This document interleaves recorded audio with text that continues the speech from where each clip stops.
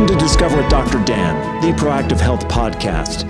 This podcast is sponsored by Brilliant, an innovative proactive wellness company.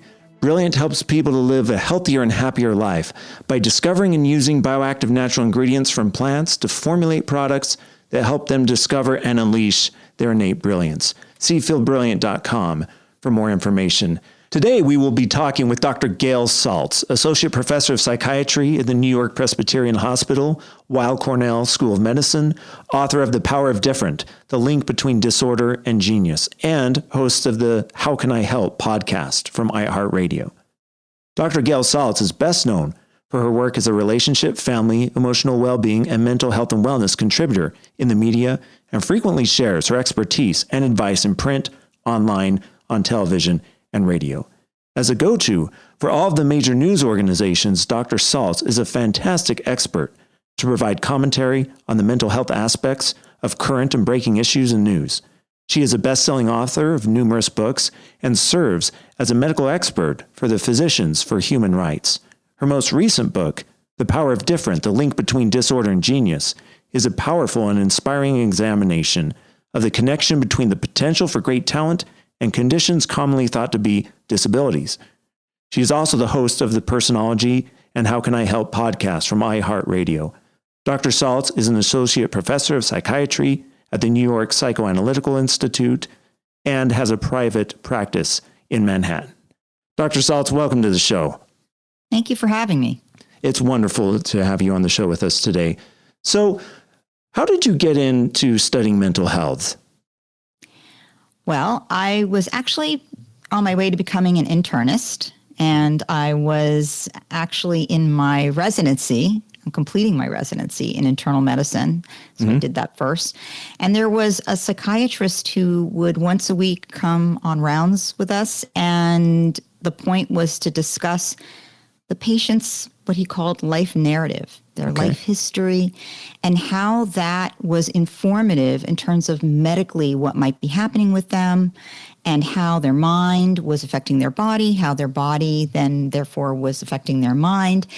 And for me, that became the highlight of the week. I just was, really enraptured and fascinated by what I came to feel was the most important organ, the brain. And ultimately felt that I would be happier and I was more fascinated in the area of psychiatry. And so I then went on to do a psychiatry residency, and I made that shift. And I was an academic psychiatrist in practice and a psychoanalyst. And I started getting calls from my hospital's public information department saying, we really need someone to answer some of these questions, things that are coming up in the news. Some of the early stories were, they were, President Bill Clinton, and why did he do what he did in the Oval Office? And what does that mean? And how do we talk with kids about that? And the kind of things that I would be talking with patients in my office about, but the general public was interested in the answers to some of these things. So I started answering some of those calls, which again created another shift in the direction of my career, and started doing public information or public education. And I was also very acutely aware in those days, particularly in the early 90s, that the number one reason people did not seek treatment, though it was obvious that they needed it, was stigma. It still remains the number one reason. I think we've come a long way in terms of talking about mental health publicly. In those days, nobody spoke about it at all. Right. I did a lot of media because, frankly, there wasn't anybody else doing it or talking about it. And it was a difficult topic for people to even talk amongst themselves about. And it was a real impediment to getting treatment. I mean, I literally had patients who were like, is there a door that I can enter that no one will see me come in? Oh, wow. I was aware of patients, in places where they would need to park, what other parking lot place can I park that no one will see my car out here? Really people feeling very ashamed, which was unfortunate and kept people from treatment or feeling good about treatment. And that became a big part of my public education push. Yeah, I find that fascinating that we're not ashamed to talk about we have high cholesterol or, we're on dialysis, but this other vital health component we're ashamed of. We want to hide it in the dark. I think it came out of some old misconceptions that mental illness wasn't biologic, that it was, a matter of your strength, just like you could pull yourself up by your bootstraps and cut that out kind of stuff, that people had control over it by just their will. And that therefore placed a judgment or judgment on it. I think that was part of the problem. I think the fact that psychiatry has been the latest among specialties to frankly make progress, right? We did a lot of terrible things to people in the past that are just downright frightening because we had no idea what we were doing. And I think obviously that impacted people's fears, understandably, about the field. And because a lot of it is mysterious, was unknown. And that, unknowns always create a lot of fear for people. So unlike, there's a blood test for this, or you can see it on an X-ray. You couldn't see this. You still can't see this so much, although we actually with MRI and PET scans and so on, we are starting to be able to see things for sure. But it was so late compared to other specialties that the mystery, I think, also was frightening to people. And then, to be honest, anything that affects your brain, ends up being amongst the most frightening of illnesses for people. We could be talking about dementia, delirium, or any mental health problem. And, seeing somebody in the throes of something serious can be frightening.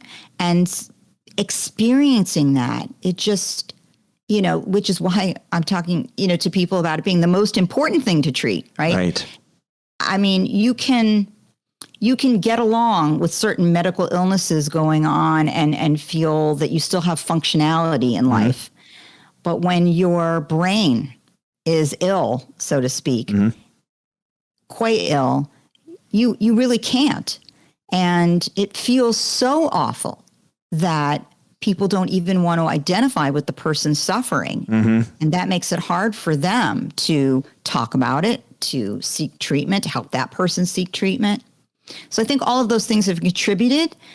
And it's been so important and such a big plus that so many young people are now able to talk about struggling, their own struggle. Celebrities have talked about their struggles, other public figures, and that makes it clearer that at some point or another, close to half of all Americans at some point will have a mental health diagnosis. And when you look at it that way, you realize it's not so abnormal, right? If almost half of us are struggling at some point.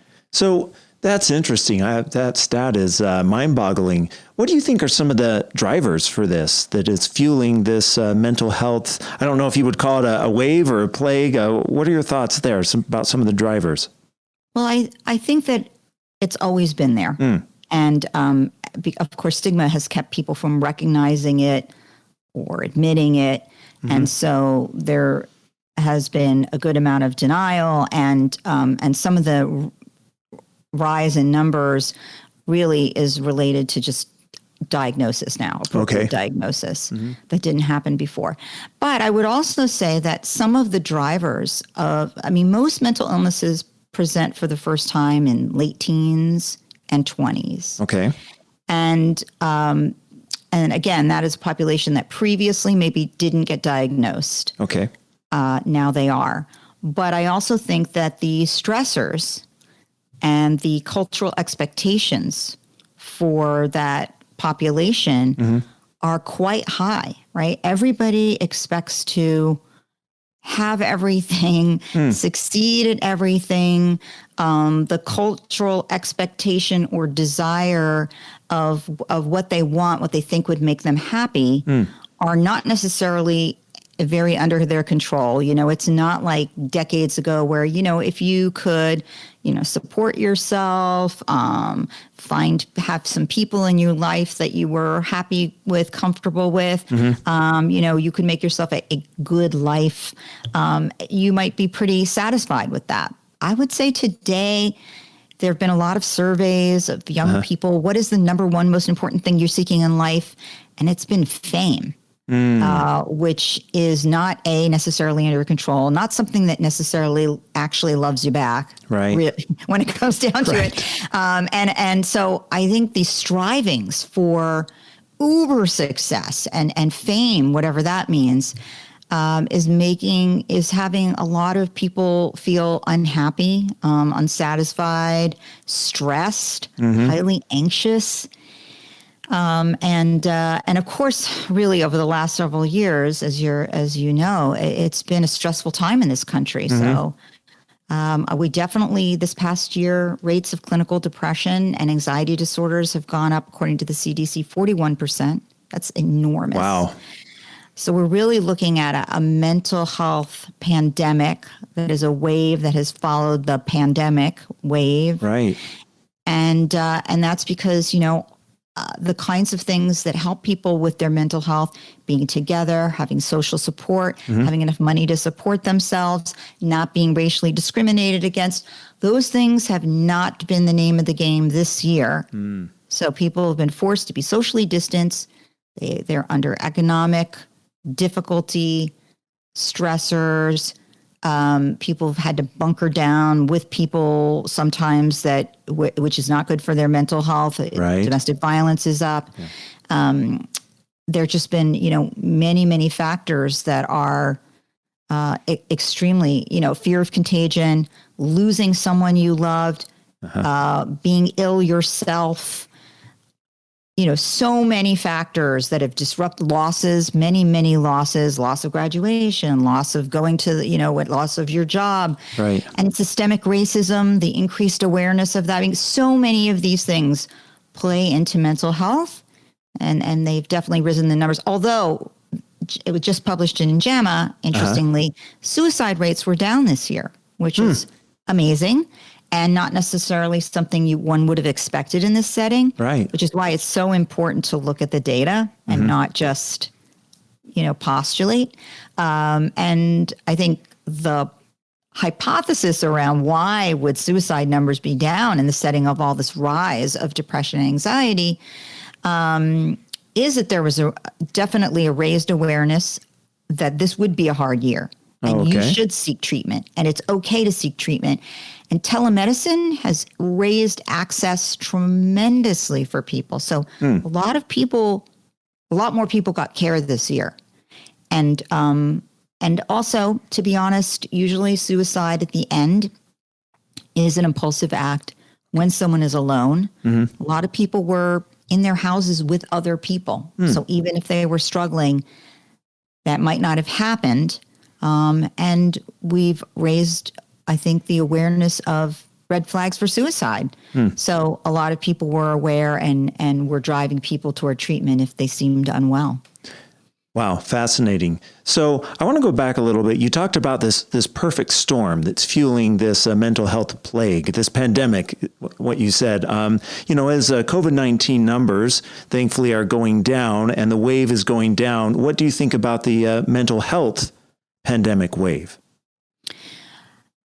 Obviously I'm postulating here now because it's prospective, but I think mental health always lags well behind a trauma, right? So basically we've had a traumatic year and a half as a nation. And I think, we're seeing post-traumatic stress, if you will. Well, first we're seeing acute stress reaction. And then some people who've had that acute stress reaction, anxiety, depression, and so on, after any trauma, will go on to develop PTSD, post-traumatic stress disorder. But it's a small percentage of them. So eventually some people will resolve from the acute stress of this as they're able to return to normal life if they're able to have employment, they're able to, live in a situation that's conducive to and managing their stress and anxiety and being with others and having support, et cetera. But some people will continue to struggle and may even struggle more. Those are people that do definitely need treatment. So I think that, we're looking at a lag. So we're really just coming out of this now. Many people are very, very anxious about reentry.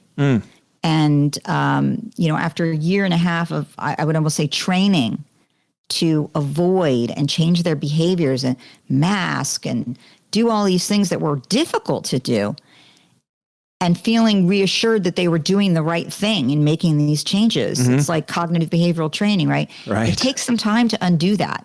So at first, people going back out and doing all the things they did before is going to feel weird. And for some people, anxiety producing and not comfortable. And so there may be a slow process of reentry, even when it's fine, even if it's okay. So there'll be different people with different levels of comfort.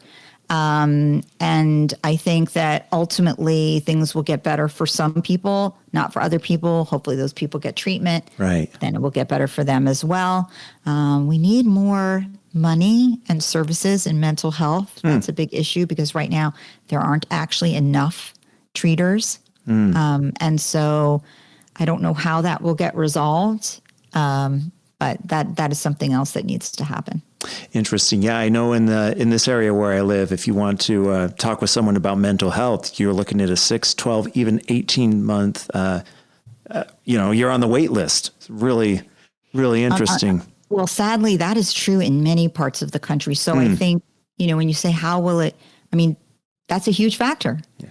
So unless we are able to fund more therapists and more psychiatrists and more research, we're limited in how quickly we can treat a giant trauma of this nature.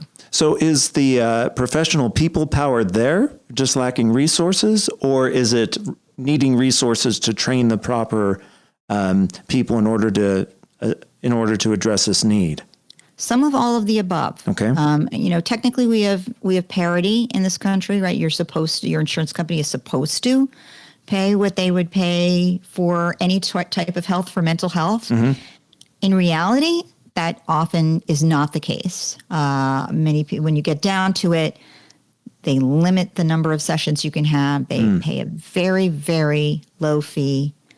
Medicare, Medicaid, exceedingly low fee. People who are highly trained, often, that you come out of medical school with debt, right? You come out of residency with debt. They can't afford to see someone for $12 an hour. They can't. They literally can't afford an overhead and et cetera.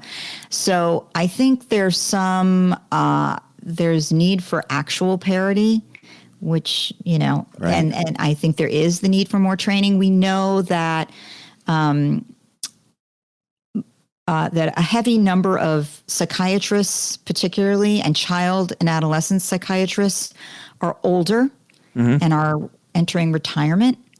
And the number coming behind them is a smaller number. So there legitimately are not enough people trained. And we can train more people. We are training more people. Psychiatry has become a very popular specialty to go into now. So there are more people coming out. And of course, there are other, you can be seen by a psychologist with someone doing medication backup. And so that's those psychopharmacologists can see more patients if they're not doing the therapy.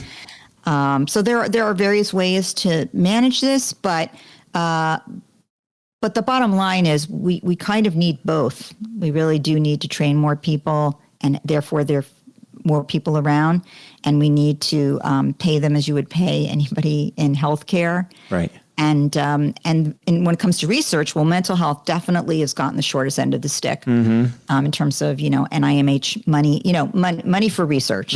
And as I said earlier, we lag behind a lot of other fields because we've been the stepchild in terms of funding. So if people if you want medicine to move forward, right, there have to be research dollars. And it's a very exciting time because there are all these methods of imaging now, and neuroscience is just busting wide open. Right. So it is an exciting time, and we are learning a tremendous amount, but there have to be research dollars there. Interesting. So in our conversation so far, it seems like there's a lot of factors that's fueling this mental health pandemic. There's the stigma we talked about not wanting to talk about it. There's environmental factors like COVID and the vaccination debate that are fueling things, coupled with the lack of resources, training, research money. It seems like this is just forming some vicious cycle. I mean, I don't want to make people feel too... I think if you want treatment, you can find treatment. And the good news today is that person doesn't have to be in your area. So as you're saying, in your area, well, it's an 18-month wait. Well, I would say to you, do not wait. I would say to you, you can be treated via telemedicine. And you can reach out to people who are elsewhere in your state, not even in your state. You can reach out to an app like Talkspace where you can, be partnered with someone who can be anywhere. So there are other vehicles, and you should absolutely explore them, because I would not wait 18 months to be seen by somebody locally. Yeah. Great. Well, it's good to hear that there are resources there, and there is hope for people who want to get help right away. Absolutely. Absolutely. There are a lot there. And there, also for people who don't have great reimbursement, there are community centers. There's the outpatient department of your local hospital. There are places that will do sliding scale fee, low fee treatment. I think people should seek that out as well. Great. So medication is something that's often brought up. Some people say that you need to medicate, that it's necessary. Other people are, like you said, the bootstrap approach. Just get with it, get with the program, square your shoulders, and medication's not needed. What are your thoughts there? Well, it's actually really not black and white like that. Either way, in the sense that, when there is a problem, I think what's hard for people to understand, because it is hard to understand, is that our thoughts and our feelings, our emotions, everything that we experience is a neurochemical process in the brain.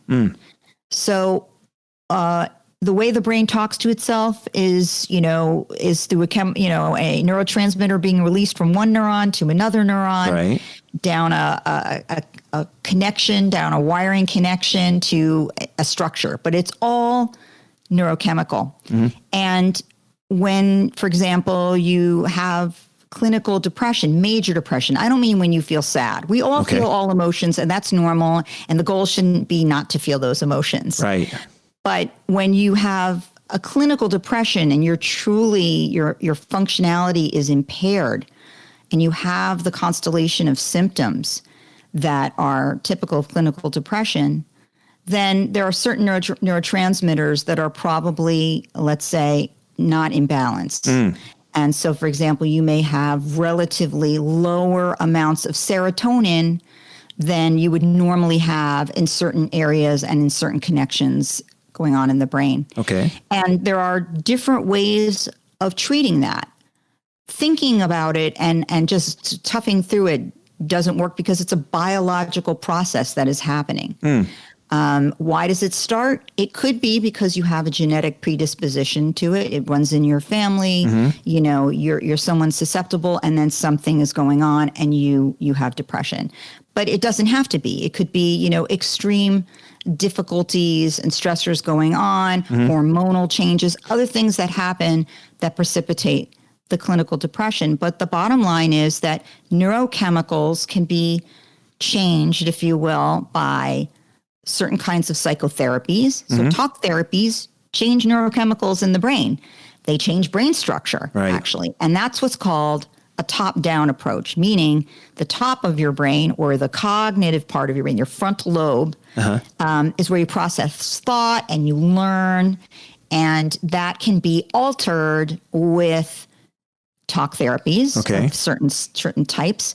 And then, because the brain is all connected to itself through wiring, whatever's happening in the top of the brain ultimately gets transmitted to deeper brain structures. But another way to treat is to take a medication that alters some of those neurochemicals, and usually more so deeper brain structure. And so that's the bottom up approach. You are attacking the deeper brain structures that are having the experience of depression and are missing the serotonin. And then that experience gets transmitted to the frontal lobe, ultimately, because it's all connected. So your thoughts become different, less depressed. What most studies have shown is that for moderate to severe depression, for example, but really for almost anything that you call moderate or severe, a combination of medication plus psychotherapy is the gold standard. Okay. It is percentage-wise the best type of treatment.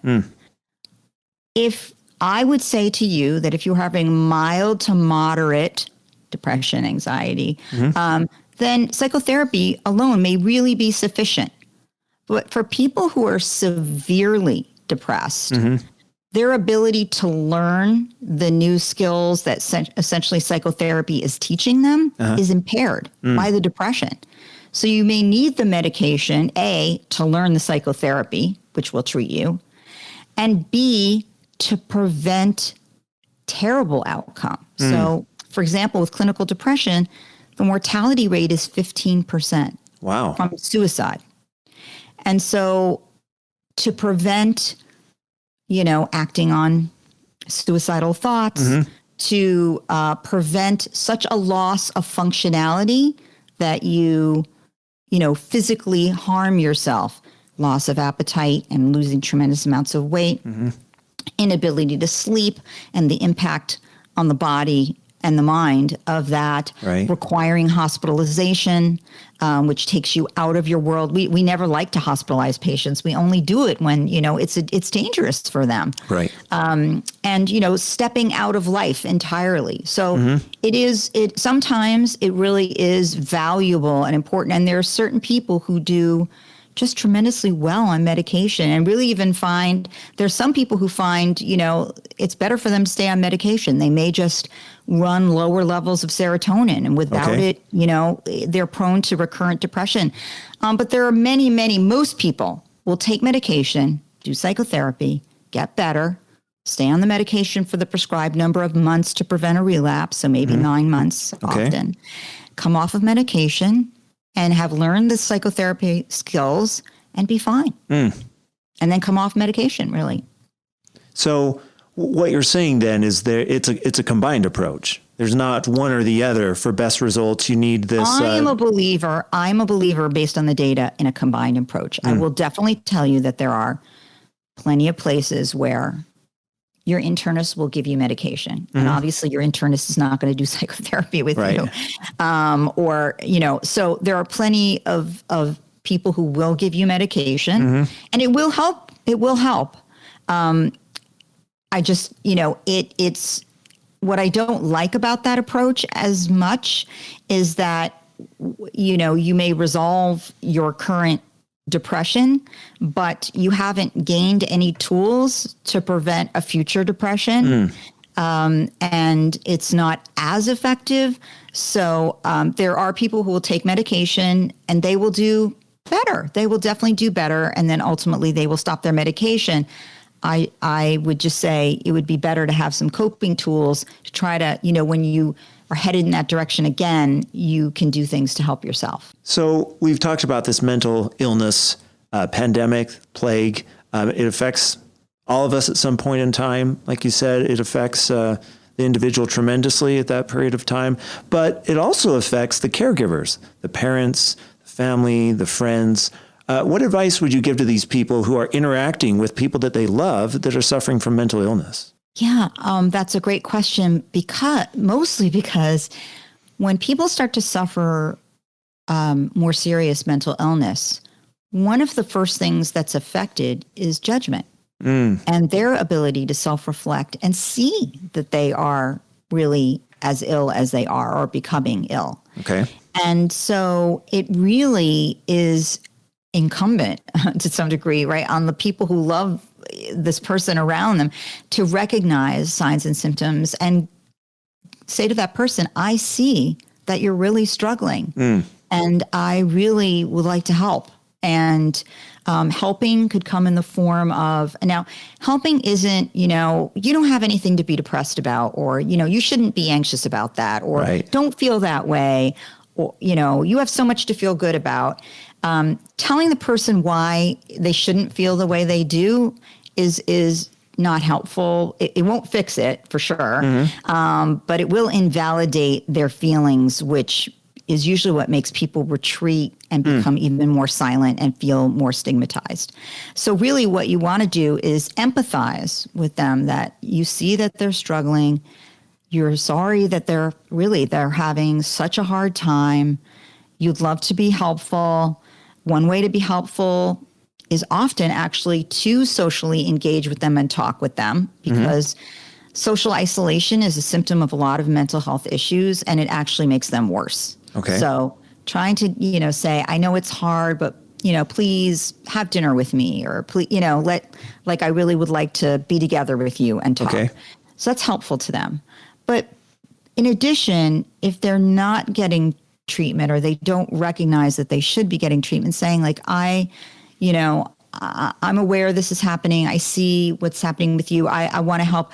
I really think that it would be great for you to get some care. I can now, because their judgment may be impaired, and because they may have a loss of energy to organize and do something for themselves, offering to, find someone, help them find someone for them, make an appointment from them, even escort them to a first appointment. You have to go in the office with them, but just bring them there, is a great thing to do. Okay. If you are worried that somebody is saying things or looking in such a way that you have the thought, gosh, is this person thinking about harming themselves? It's better to ask. It's always better to ask. It's a myth that you will suggest something that they would then do something that they weren't going to do before. It's always better to say, I'm wondering if you have any thoughts of harming yourself, or any thoughts about, dying, killing yourself. Right. If they say yes, you then want to ask them if they have a plan. If they say yes, and they tell you that plan involves something that they have access to, take it away. Just take it away to make them safe, and try to get them to an emergency room. That really is an emergency. I can't tell you how important it is that if you interrupt a moment of suicidality, you really can be saving a life, because many, many people who've made suicide attempts and been unsuccessful really acknowledge they regret having done that. They just couldn't see any other way out in the moment. If someone interrupts them and they get care, it's a whole different ballgame for them. Wow. So you really can save a life. But most importantly is being able to be empathetic and try to help them get some treatment. So in conclusion, I think it's a great time to talk. You and I are talking here in the month of May. May is Mental Awareness Month. You've given a lot of great advice about mental health, about how to recognize it, how to treat it for those suffering. Are there additional points of thoughts that you have there regarding this? Well, I do think we still have a ways to go when it comes to stigma. And the more people share their stories, I think the more stigma will decrease. If you knew people in your family have had their struggles, it makes you more able to talk about your own and get help.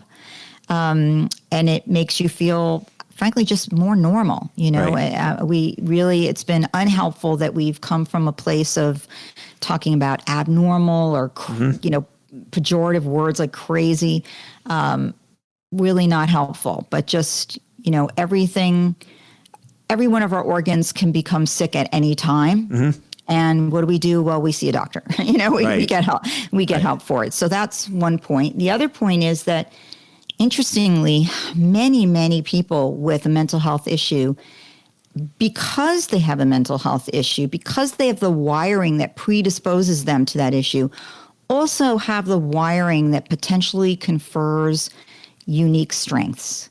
This is the work that I did for my last book.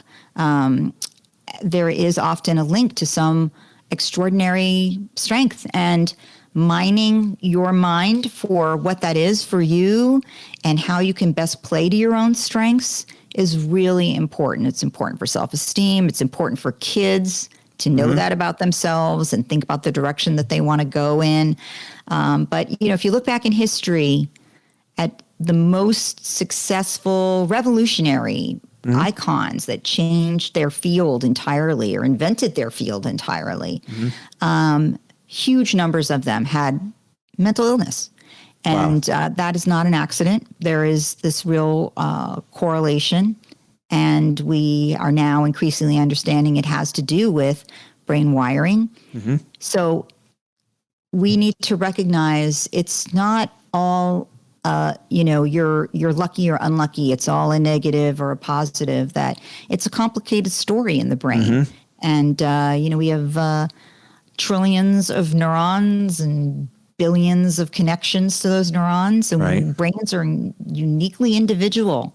And they come with, some weaknesses, the potential for difficulties, but also strengths and the potential for great success. And it's really all how you play to your strengths and shore up your weaknesses that ultimately, determine your path in life. What a hopeful message. I know a lot of times when we have things like OCD, ADHD, we think we're broken and we won't be successful in life. And it's amazing to hear an expert like yourself say that really isn't the case if you play to your strengths and recognize it. Yep. That's an old-fashioned model. And, you look around and huge numbers of CEOs have ADHD. Right. Because they're uniquely creative and innovative and original. And that's part of the same wiring in the default network that causes them to have some of the symptoms of ADHD. And this is in your book, The Power of Different. Yep. Power of Different, the link between disorder and genius. Perfect. And if our listeners want to buy that book, where do they go? It's pretty much it's Amazon, wherever wherever your books are sold, you'll probably find it. And if your listeners have a question, a mental health question, they can send me questions, actually, which I literally answer on the How Can I Help podcast. So if they want to email me at howcanihelp@senecawomen.com, it's a leadership organization that I'm partnering with to, part of the reason for that is that women suffer clinical depression and anxiety disorders twice as often as men. Wow. And so, particularly looking at women's mental health I think is very important. And so if anybody, male or female, has a question, they can email me and I will answer on the podcast. Wonderful. Well, thank you so much for being with us today. I sure appreciate it. Thanks so much for having me. Please subscribe to this podcast if you like the content and are interested in learning more about how to live proactively. Leave a review. And thanks again to our listeners. This is Dr. Dan, signing off.